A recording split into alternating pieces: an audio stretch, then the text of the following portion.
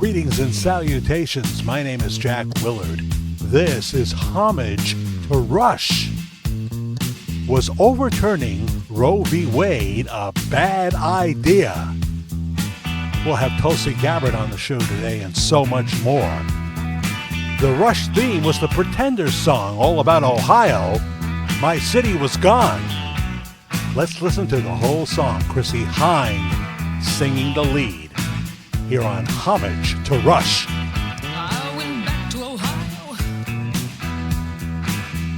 but my city was gone. There was no train station. There was no downtown.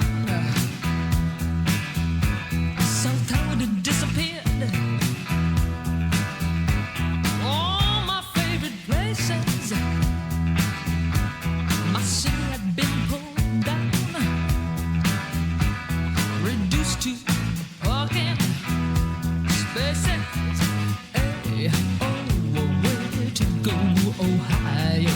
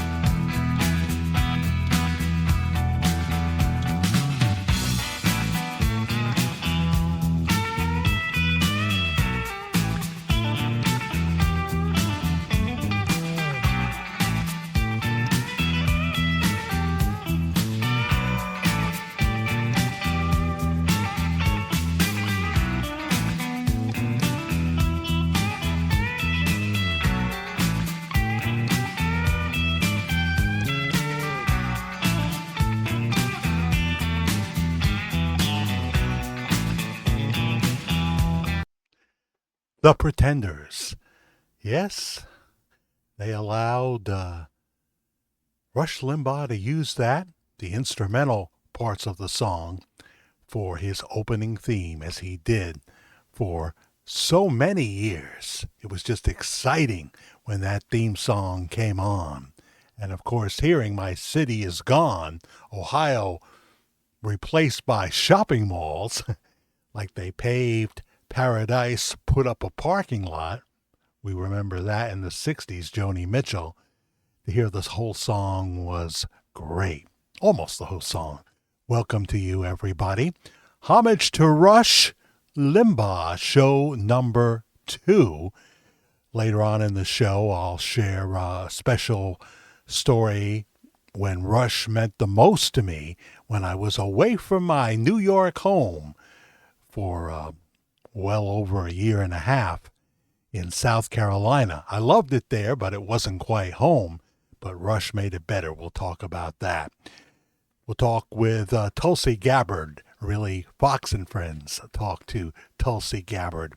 And that'll be fascinating. If you haven't heard it, you got to hear what she says. She knows how to analyze Kamala Harris like I think nobody else. Victor Davis Hanson would be another one. But we're going to talk about that pressing issue, abortion, which has been in the forefront decade after decade. And as we approach the 2024 November 5th elections, I'm talking to you on October 21st. Well, you have to wonder how big of a voting motivation is this going to be, especially for women in the U.S. We know that Donald Trump is for 6 weeks. He's not for a nationwide ban on abortion. The 6 week rule, he's for contraception pills, he's for exceptions for rape and incest, and of course, when the mother's life is in jeopardy. But the progressives, I don't use the word Democrats because, as I said on our first show, which I hope you will check out, the first homage to Rush right here at the Virtual Church of the Disillusioned, I don't believe there is really a Democratic Party anymore. It's the progressives versus the Republicans. And the goal, of course, of the progressives is to eliminate the Republicans completely, give them no voice, and then they've got other plans. Was overturning Roe a bad idea? Well, consider this. U.S. abortion numbers have risen slightly since Roe v. Wade was overturned in 2023. The 2023 and 2024 statistics show an increase. Medicated abortions are more than 60% of the abortions now in America. The estimate of abortions performed in a formal healthcare system in 2023 was well over 1 million abortions. I wanted to see how many states had pretty much a total ban on abortions. 13 states: Alabama, Arkansas, Idaho, Indiana, Kentucky, Louisiana, Mississippi, Oklahoma, South Dakota, Tennessee, Texas, and West Virginia. In all of those states, when the mother's life is in danger, there is an exception made. So it's not a total ban on abortion. When Donald Trump talks about this, he's been on the campaign trail fighting so hard to become the 47th president of the United States, he makes it clear that you have to follow your heart. You have to follow your heart, but you have to win the election. What Republicans care so much about, as I speak to you here on October 21st, is keeping Kamala Harris out of the White House. She's already in it, has been as vice president, but to see her departure on the 20th of January, 2025, and President Trump assumed the office once again. We have talked on previous shows, other shows that I've done here at the Virtual Church of the Disillusioned, including our live show, which often airs on the weekends. We promo when it'll be on, Worldwide Ramblings. We have talked that even if he gets elected, they will do everything to stop him from assuming the office. Everything they accuse the Republicans of, they are really guilty of themselves. Number one is they say Republicans are a threat to democracy. It's actually exactly the opposite. And in our third show, we're going to go over some of the things that a progressive presidency would lead to. Progressive leadership. You won't want to miss that one. So the Supreme Court moved to overturn Roe v. Wade, turning the power back to the states. You know this. And for some people, they say, well, that's a good thing. Each citizen in each state can have a vote on whether abortion should be legal or not. Others just see it as, something that is the precursor to total ban on abortions in every state from the federal government. I don't believe that's true at all. I think the trend will show you that when you take something away from an evil person or from a careless person, they want it much more. They want it, and they will defy you, and they will find a way. So it didn't surprise me. I wanted to find this out. Have abortions gone up since Roe v. Wade was overturned? And I was not surprised to find out that, yes, abortions have gone up. Kamala has people in states bleeding out in the car because they obviously their life is in danger, and there are states where no one will help them. And that's not true. That's just one of the things that she misspeaks about. That's our new word. Oh, I misspoke. What's another word for misspoke? So before we go any further, let's go to Fox and Friends. I never know if there's going to be a commercial that will be inserted on YouTube first. It will have to play a little of that. But Tulsi does such a good job explaining after they have shown a clip of the Kamala Harris Brett Baer interview. She does such a good job explaining the BS that Kamala tends to spout. It's like a monologue. She ignores the question and just tries to turn it on Donald Trump. And it makes no sense, and most people know that, but some people don't care. They're going to vote for her anyway. So I want to go to that clip right now. Let's set this up properly. And the wisdom coming out of Tulsi Gabbard, we definitely need her in the Trump 2025 cabinet. We need her. Let's listen.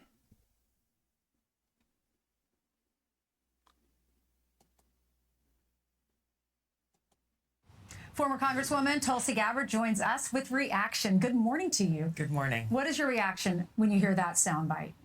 It's one of the many examples of how Kamala Harris is lying to the American people and assuming that we're so stupid as just to believe her lies. We've seen the sound bites and the clips of her when she was advocating and patting herself on the back for the law changes that she brought about that would do this very thing, that would make sure that U.S. taxpayers are covering transgender surgeries for inmates. She advocated for the same for illegal immigrants coming across our border. She refuses to take responsibility and own up to her positions. If her views have changed, fine, people can change, but the American people deserve the respect enough to know exactly why she has changed. In that interview with Brett, there were a number of examples where she is lying about her past positions in order to try to create this new version of herself that she thinks will be more palatable to voters, and it's offensive in my view. So this is such a neck and neck race. Every single vote, every single viewer, their vote will matter. Yes. And he pressed her on why, if he's so bad, why is he winning in the swing states? Listen to this.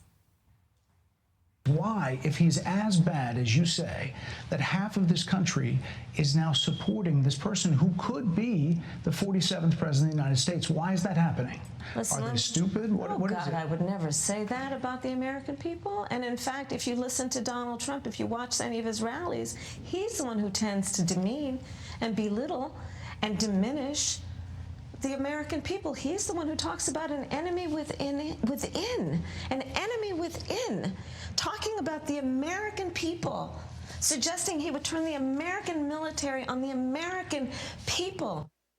They're so focused on that when they need to be focused on the economy. Everywhere we go, people say we can't afford groceries. They're worried about immigration, her immigration plan. Yeah, it's an extension of what we've seen over the last 3.5 years from the Biden-Harris administration. People are continuing to be concerned about the high cost of living, and they remember how over this past term in office, they've patted themselves on the back, celebrating the success of Bidenomics and just saying, well, if the American people only knew how good we are and what a great job we did, then maybe we would be more popular. But ignoring the reality of the struggles that the American people are continuing to face and why so many of them want to see change. They need to see a better economy. They need to see secure borders. And again, and if you get past the propaganda media and Kamala Harris's lies, this is where I think President Trump really has an opportunity, because he is the change candidate in this election. And what There you go. The enemy within is not the American people. That is not what Donald John Trump is saying. The enemy within is the infestation of the progressives, the Biden-Harris regime, the DOJ, the Adam Schiffs of this world, people with no character, no love of the Constitution, no love of America. They have no desire to serve their constituents. It's all about their personal power. And so they live in a fantasy land. They peddle a fantasy philosophy that is empty and soulless. And they hope that enough stupid people will believe it. Are there people that are not perceptive, that are one issue? Everything from wanting free stuff from the government, a government that's already broke. And now we find out they want to give more to the Ukraine. Zelensky is asking for millions and millions more for an unwinnable war that just goes on and on and on. When Trump says he can end it, I think that there's a good chance that that will happen. He always puts a time frame on it, like before I get elected or just after I get elected or what have you. I think that Putin will work with him and they will come to a compromise. And the Biden-Harris team, to use a kinder word, has been very vocal about trying to control Israel. And what Benjamin Netanyahu's response will be in the future. We all want to see an end to the conflict, but it is very important to Netanyahu that Hamas and all its allies, Iran, Hezbollah that comes out of Iran. After all, we gave millions to Iran. The Biden administration gave millions to Iran. Israel wants to make sure that they do everything they can that the atrocities that happened on October 7th won't happen again. Over a year now, the murder, the sexual violence, the kidnapping, the taking of hostages, it's unbelievable. And I don't think that would have happened if Trump had won a second term. But they, of course, saw a fumbling old man in cognitive decline who was very different than President Trump. And like Putin said, if there ever was a time for me to take back the Ukraine that he feels he's entitled to, I don't believe he is, if there ever is a time, now it's a go. Now it's a go. There's a new kid in town, and we do not fear Joe Biden. With Trump, it would have been a whole different story. So remember, democracy is on the line on November 5th, 2024. You may be seeing this later, and you already know what happened. Can you tell me? Can you give me a clue? We're all itching to know, but we also know it's in God's hands. We know the good book talks about the last days and what's going to happen in the last days. Maybe you're a person of faith, and maybe you're not. And if you're not a person of faith, there's a good chance that you don't go along with any kind of banning on abortion. you would be for late term abortions up to the 9th month. And then there's even the possibility, we hear stories about this, that after the baby is born, then you make the decision whether the baby lives or dies. That's how sick we've become in 2024. We have a chance to correct course and have some more glory days for America. As I say, I do believe in the good book, and I believe that eventually the progressives, it seems, are going to win. But let's push that time back. Let's push that time back for your children, for your grandchildren. There's just so many issues, but people don't look at them. They have Trump derangement syndrome. They would vote for Fidel Castro if he were alive and wanted to run America before they would vote for Donald Trump. And this is the kind of thinking that will destroy America. It will destroy America. It's never been like this before. I wouldn't have said this, when Obama was running for the presidency. This is something different. This is something that we've never seen before. We have seen people that we thought were, liberal, yes, but not evil. We didn't think journalists would totally abandon what they learned in the first week of journalism school, of college. We didn't think they would do that.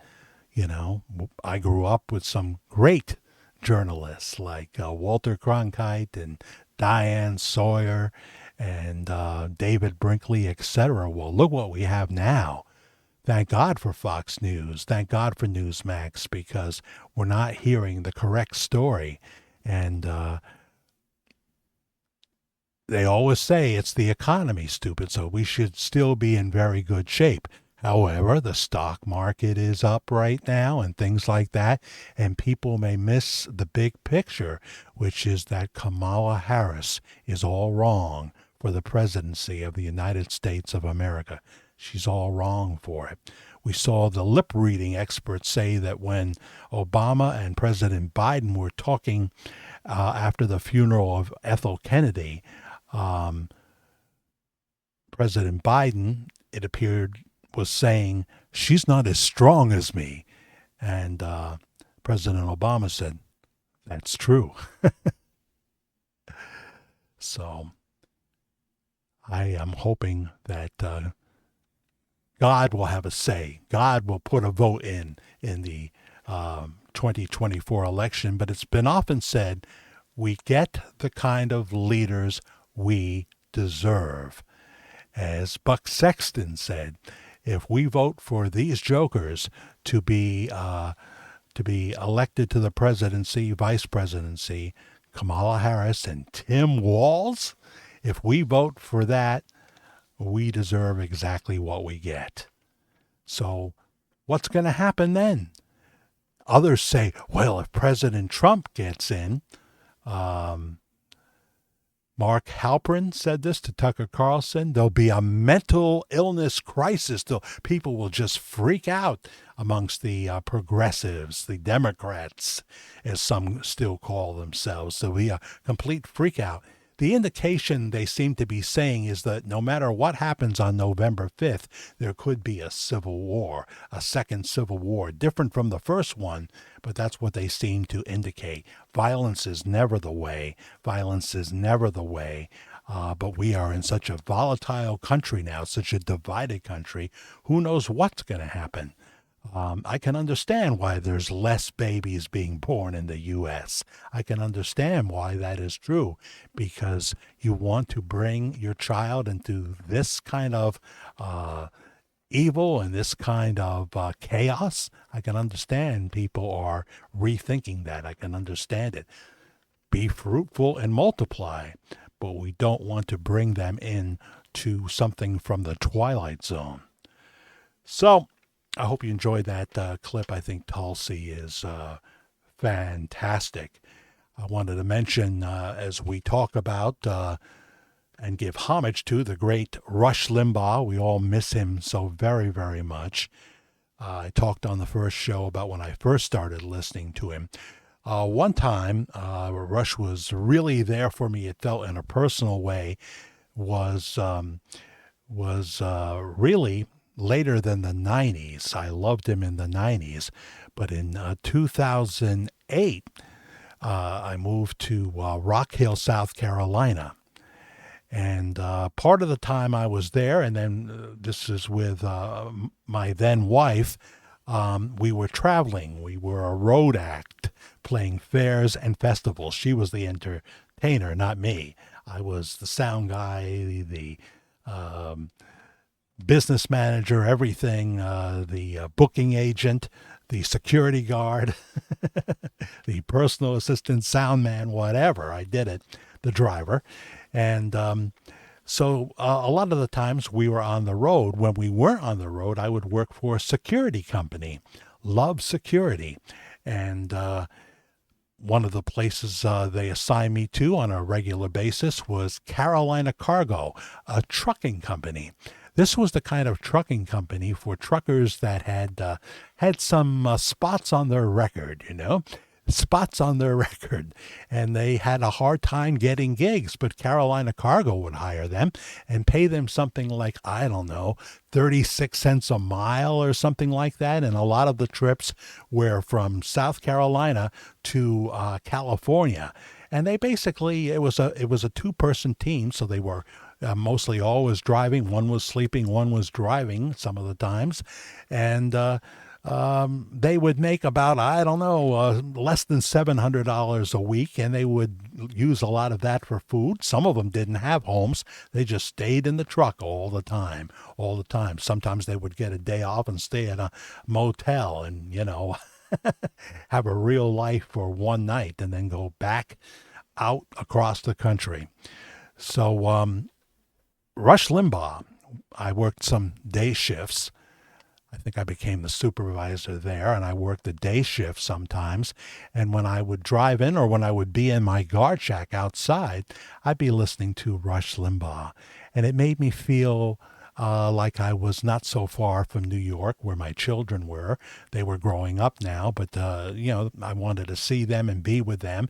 And I probably made a bad call to move to South Carolina in retrospect. It only lasted 18 months, but I was there, and Rush gave me a certain feeling of security, familiarity, hearing his wonderful talent, his humor, and his perspective, always talking about Hillary Clinton around that time and what have you. And I don't know. It was so comforting to me. It was like the best macaroni and cheese. It was like like a dinner from Texas Roadhouse, if you will. It was just food for my soul. And that was just one of the times, one of the periods of my life where having Rush Limbaugh on the radio was extremely important to me. Extremely important. If you have a Rush story, a Rush memory, if you want to speak about what Rush meant to you, not everybody was a fan. I understand that. As long as you're respectful in the comments, that's fine. We would love to hear from you. Remember, democracy is on the line on November 5th, 2024. Please get out and vote. Don't stay home. Don't think it doesn't matter. You're not in a swing state or whatever. The polls go up and down. They're always bouncing around. We never know, from one day to another. And then so many elections we have found the polls were wrong. Some say it could be a really substantial win for Donald Trump. Others say if it's not too big to rig, they take it. Michael Savage says that. He's right here on YouTube. My personal email is jackthefairguy, F-A-I-R guy, @gmail.com. jackthefairguy @gmail.com. Please hit the subscribe button if you believe what we're doing here. I'm not trying to be Rush Limbaugh. I don't have that degree of talent. He could speak to millions on 500 radio stations and never take a phone call.